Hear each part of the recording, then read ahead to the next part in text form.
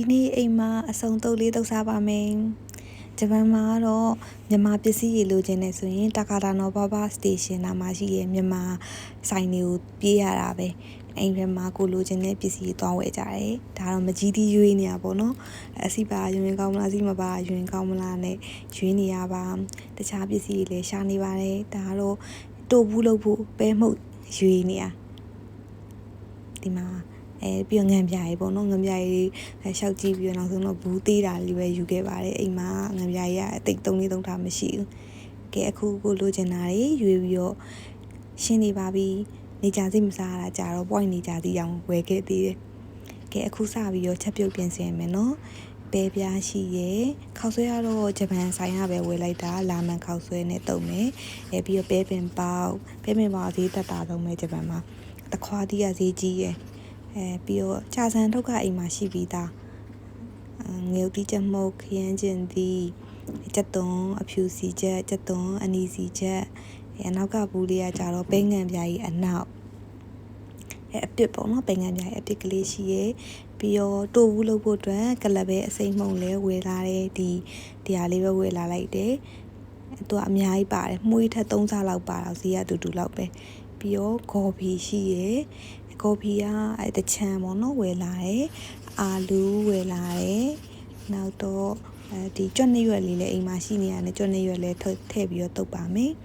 ပြီးတော့ငါးငံပြားရဲ့ဘူးတေးသေးလေးဝယ်လာပါတယ်မကြီးတီးရလည်းအစီမပါတဲ့ဒီအနှစ်အတောင်လေးပေါ့နော်အဲ့ဒါလေးလှီးပြီးတော့သုံးမယ်ဒါကကြာစံပြုတ်ပါနည်းနည်းလေး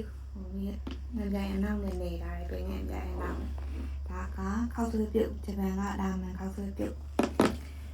ပြီးတော့ဂေါ်ဘီထည့်ထားတယ်တခွားတီးထည့်ထားတယ်ပဲပင်ပေါက်ဒါရှောက်ရွက်လေးထည့်ထားရေခဲစိတ်မယ်ဒီဘက်ကဂျပန်ပဲပြနောက်ပြီးတော့ဒါကအရင်နေ့ရက်ချက်ထားတယ်စီချက်သွန်ဖြူစီချက်ဒါကချက်သွန်အနီစီချက်ဒါကနာဂါဇာကီငါးငံပြားကြီးတဲ့ငံပြားကြီးလည်းမကုန်နေလို့ဝယ်ခဲ့တယ်။ဒါကြတော့ဘာလဲဖက်ညက်ကြီးဖက်ညက်ကနည်းနည်းလေးအခဲလေးကျန်နေပြီဖက်ညက်ကြီးပြောပါတယ်။မကြီးတီအနှစ်ပဲပြောထားပါတယ်။အိမ်မှာခိကူလာကကျွတ်နေရွယ်လေးကျန်နေတယ်အဲ့ဒါလေးထည့်မယ်။ငယ်ဒီချက်မုတ်တရုတ်ပြည်ငယ်ဒီချက်မုတ်အာလူးပြုတ်ထားတယ်တိုးဘူးကြိုထားတိုးဘူးလေးနည်းနည်းလေးတော့တူပါတယ်အောက်ပိုင်းအဲလေးစပြီးတော့တုပ်ပါတော့မယ်ဒီမှာကိုတုပ်သက်တလို့လေးကိုဗီဒီယို YouTube ဗီဒီယိုကြီးကြည့်ထားတဲ့လောက်လေးစပြီးတော့တုပ်နေပါပြီအခုတုပ်ပြီးတော့ပကံနဲ့ထည့်ပြီးတော့ခဏနေဟင်းကားလေးတောက်ပြီးတော့စားပါတော့မယ်ကိုကြိုက်တဲ့ဟာကိုထည့်ထားလိုက်တယ်ရှောက်ရွက်တွေလည်းပါတယ်မွေလေး